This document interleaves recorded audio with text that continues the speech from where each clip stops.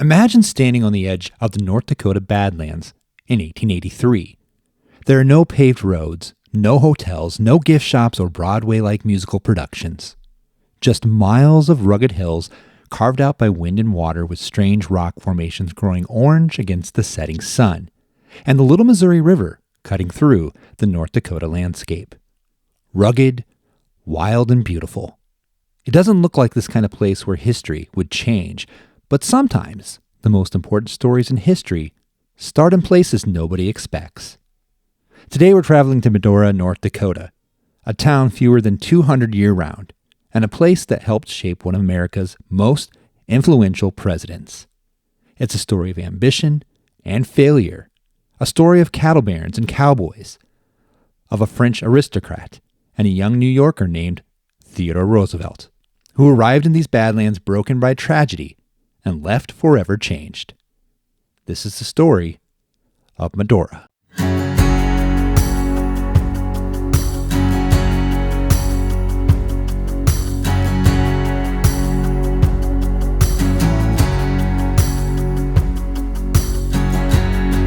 Hello and welcome to another episode of Midwestsmalltown. I'm Dan, your host and Midwestsmalltown storyteller. Tonight we travel into the Badlands of North Dakota to tell the story of a town that has come to be known as the best little town of the West. And for good reason. The story is rich, it's beautiful, it's timeless and historical all in one breath. Before Medora became a destination, especially being a gateway town into Theodore Roosevelt National Park, and before it became synonymous with Theodore Roosevelt, this stretch of Dakota territory belonged to the ranchers, hunters, native nations, and a handful of adventurous settlers willing to build their lives in a country that was as beautiful as it was unforgiving. Then came the railroad. Like a lot of Midwest small towns, Medora owes its existence to the railroad stretching westward. In 1883, the Northern Pacific Railroad made its way across the Dakotas, opening new opportunities for ranching, business, and settlement. And one of those stops caught the attention of a man unlike anyone else in the American West. His name was Antoine Amédée Marie Vincent Mansa de Vallombrosa, or better known by his title, the Marquis de Morès. He wasn't an American or even a cowboy, but French nobility. Born in wealth in 1858, the Marquis had every reason to remain in Europe, living a comfortable aristocratic life. Instead, he became fascinated with the American frontier and the promise that the Old West wasn't just a place of legends, but a place where fortunes could be made. And he had a grand idea. Most cattle from the western ranges were driven hundreds of miles to railroad towns like Chicago before they were processed. The Marquis thought this was backwards. He thought of the stress the cattle would be under and how that might affect the quality of the meat, and asked the question, why not process the cattle where it was raised? Why not ship the meat refrigerated instead? The idea was light years ahead of its time, but if it worked, it would completely change the cattle industry. So he crossed the ocean, invested a fortune, and built a slaughterhouse by the Little Missouri River in the North Dakota Badlands. In 1883, he established the town and named Medora after his wife. And sparing no expense, he built homes, businesses, a hotel, stockyards, and a packing plant that was equipped with some of the newest technology of its time. And for a brief time, Medora became one of the most ambitious business experiments in the West. Newspapers wrote stories, investors watched intensely, and people believed this little remote town just might become the center of a cattle revolution. Medora was alive with energy in the 1880s. Cowboys rode into town, freight wagons moved along the streets, steam trains came rolling through on the steel rails, and French aristocrats mingled with dusty and dirty ranchers. Probably one of the most strangest combinations of people anywhere in the world. And the Marquis? Well, he added to the legend. He dressed elegantly, carried himself with confidence, and spoke differently, for obvious reasons, and some admired him while others despised his recklessness. He was fearless and unafraid of any confrontation. Stories quickly spread about his bad temper, and on more than one occasion, disagreements ended with pistols instead of a polite conversation. And through it all, the Marquis became larger than life. And he welcomed it. He relished the romance of it, and sometimes the danger of the western frontier. But there was one problem, actually several.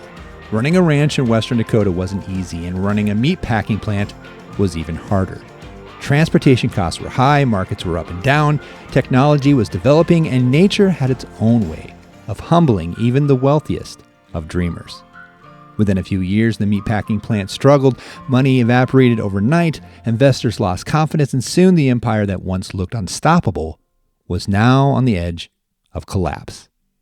And yet, history has a way of twisting and turning to fit a larger story in the works.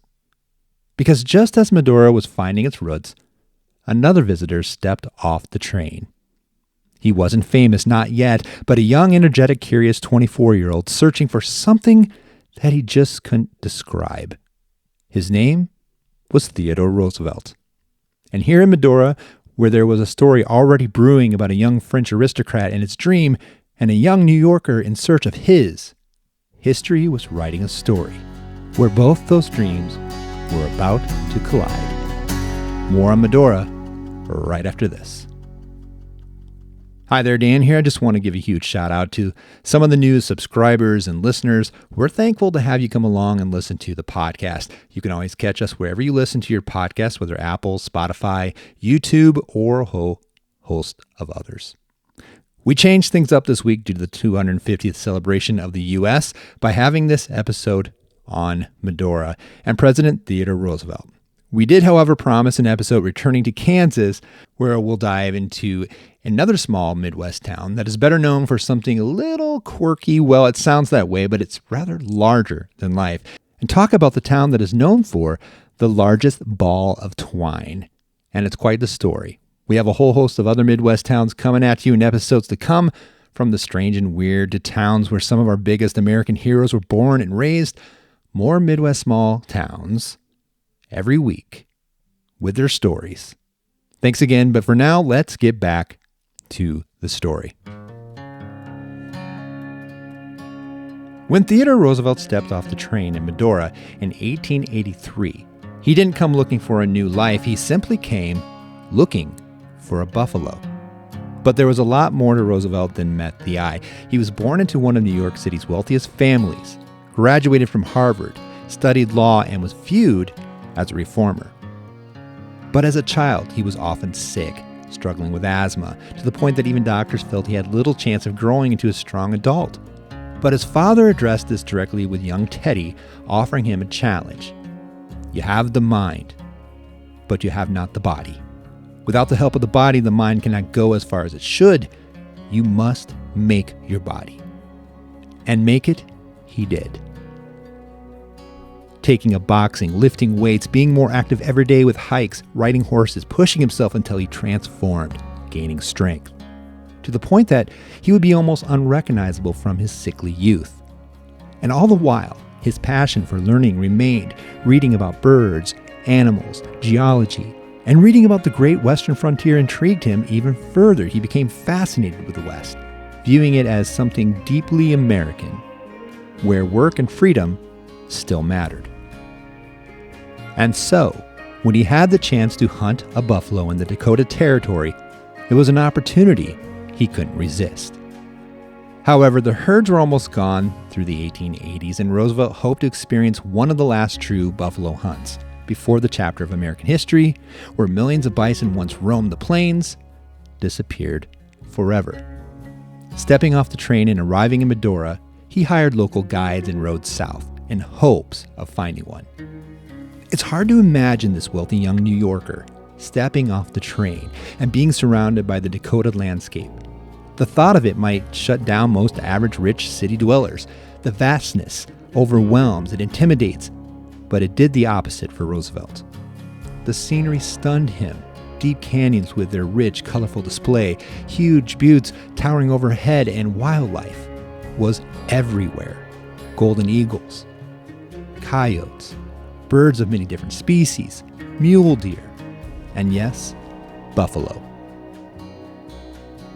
The hunt turned out to be successful. Roosevelt managed to kill a bull, one of the last he would ever encounter. But it was beyond the hunt that changed him. Something else happened during that trip.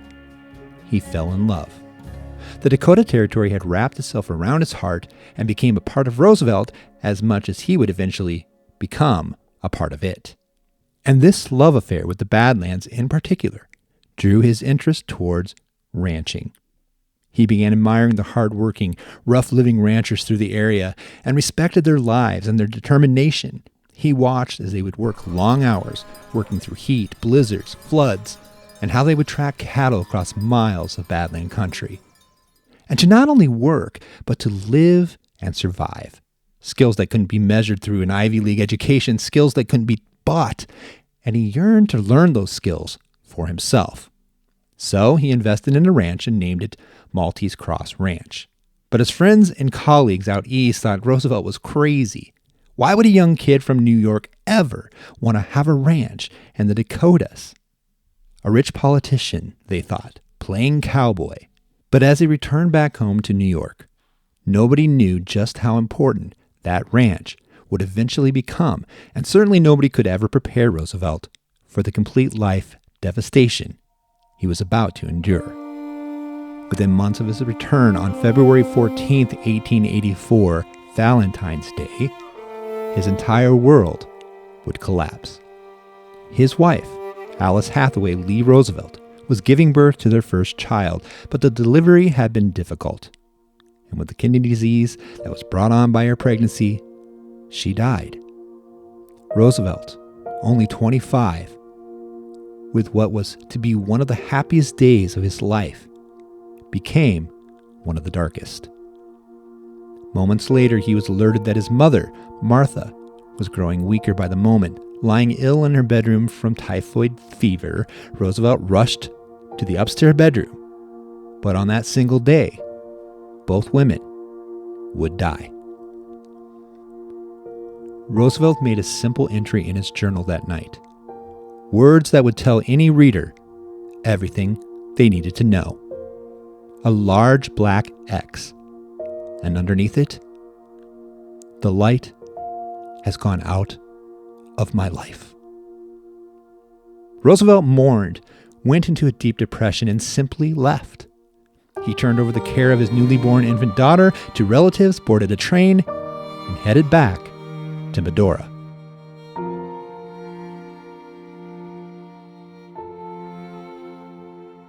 He headed back to the place that needed his attention, back on the ranch.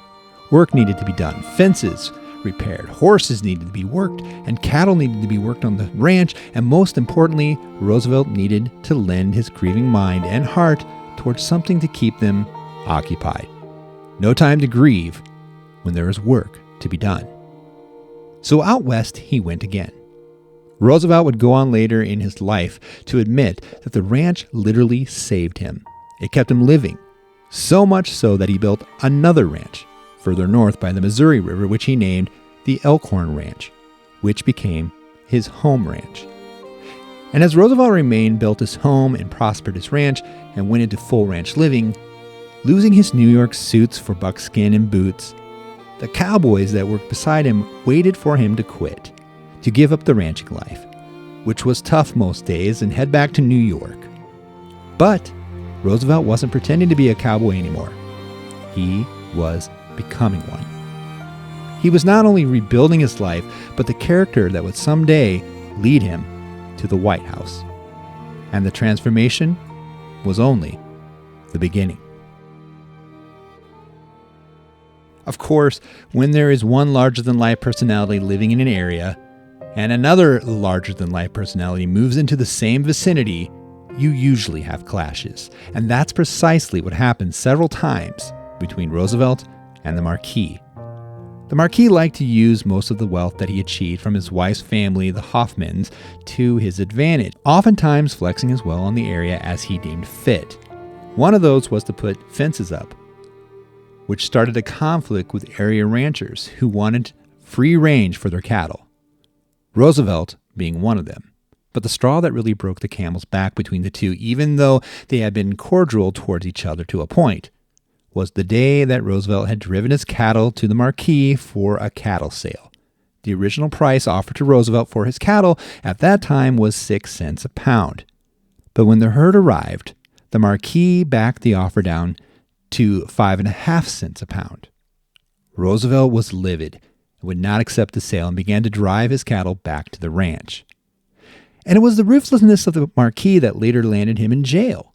His quick temper would often lead to gunfights, and his reputation as an ex-cavalry officer in Africa and known as what they would call a dead shot, stories about many of these gunfights and killing most of the men he would fight. In other words, a talented and deadly person with a pistol.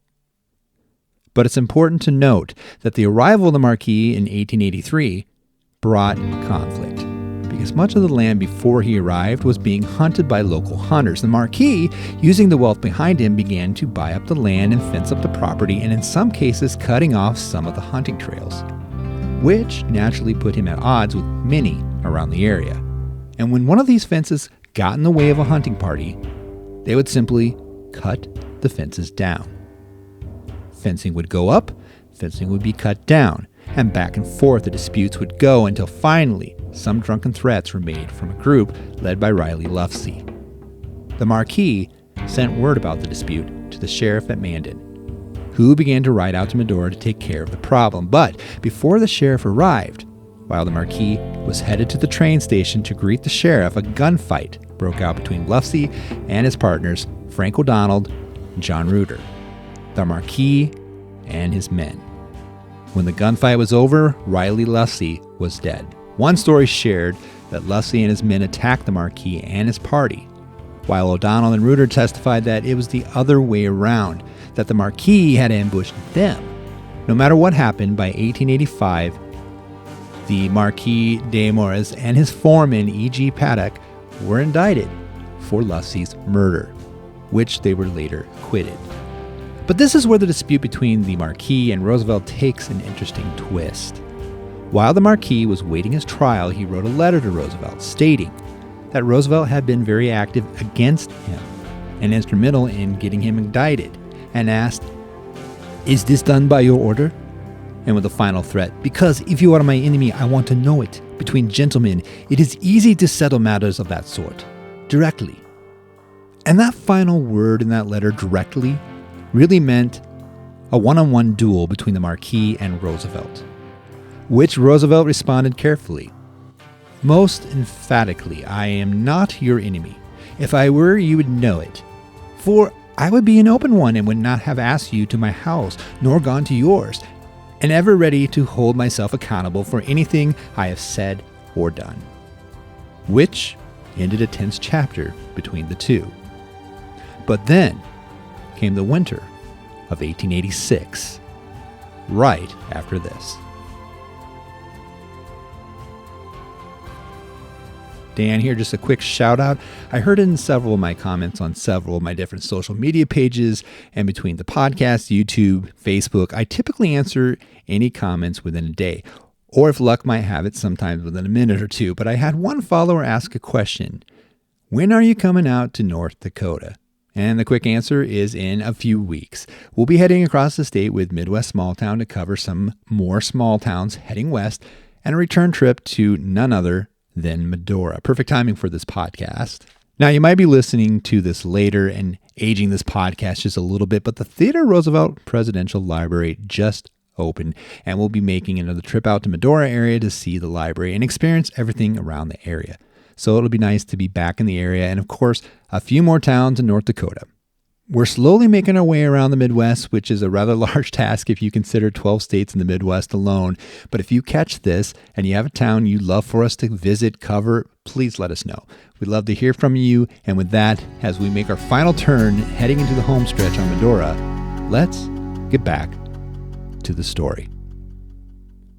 Just when it seemed like everything was pie in the sky, with the open range booming, cattle prices strong, investors pouring more money in ranching, the weather turned.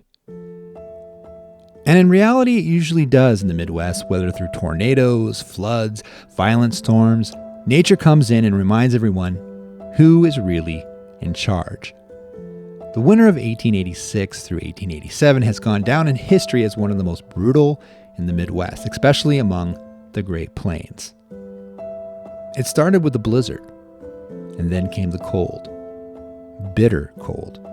Temperatures plunging below zero, snowdrifts, and an unrelenting wind. Cattle froze to death, so did people, wandering and getting lost through blizzards. Some might even recall the school children's blizzard in 1888, right at the tail end of this period, where over 235 people died, and 213 of that number being children, many on their way home from school, hence the name of the terrible tragedy. But out in western Dakota Territory, this winter brought a harsh reality to the locals. When the spring arrived, the prairie would reveal the full story.